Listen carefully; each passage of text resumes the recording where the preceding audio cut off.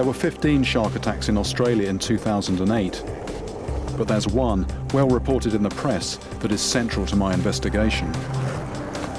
16-year-old Brock Curtis Matthew is setting off with his friend Peter Edmonds for some early morning bodyboarding. We got there maybe 8 o'clock-ish. They've chosen a location next to the mouth of the Richmond River.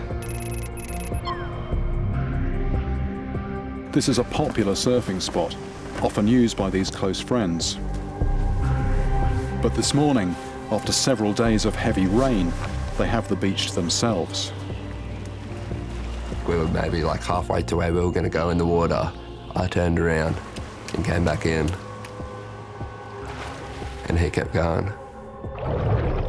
While Brock covers their possessions in case of more rain, Peter heads out. He's around 35 yards from the surf line.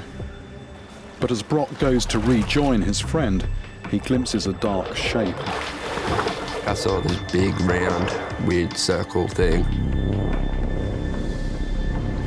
What Brock had seen was a shark.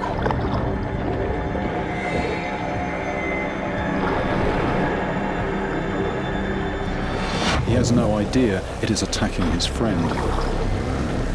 All he can see from 25 yards away is some splashing. I was just thinking, oh, what's he doing? Something's not right.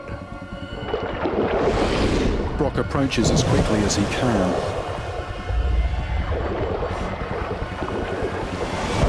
When I got really close, I couldn't see any blood. And then once I grabbed him and stuff, I noticed his leg.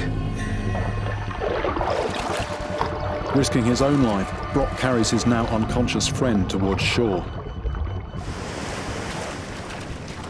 He had taken a first aid course at school. There was a slight pulse when I first checked it. Like a beat. Beat. Beat. Come on, Pete!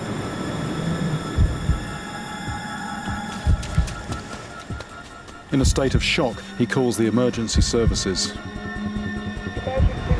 He's gonna die. I just said, can you come down and help me quickly? My friend's been attacked by a shark. From the shape and the size of the wound to Peter's thigh, the attacker appears to be a bull shark.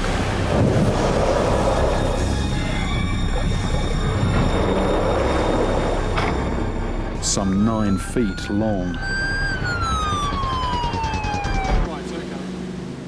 At first sight, this would seem to carry all the brutal hallmarks of a classic shark attack on the coast. But is there anything more that could be learnt from what happened? After the attack, lifeguard Stephen Leahy was one of the first on the scene. It was obvious that it was high impact, it was hard hitting, and there was just a large amount of flesh removed from his upper thigh. Leahy has worked to save lives on these beaches for over 15 years. But in this case, tragically, Peter had lost too much blood. There was just absolutely nothing that we were going to do that would save this boy's life.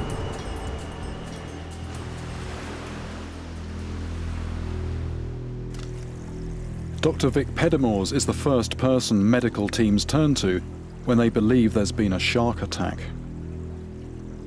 It's estimated that a shark bite applies a force of over 4 tons per square inch. The most important thing for a shark is to get that lower jaw in, because those are the hooking teeth. That sort of latches in. So once it's got its lower jaw in, the upper jaw can clamp down. If that lower jaw has got in properly, it only needs one bite and it'll take the muscle straight off. Because of the site of this incident, the lifeguard already had this attacker's identity in mind. Knowing that the attacks happened just here, we always had in the back of our mind that this was going to be a bull shark incident.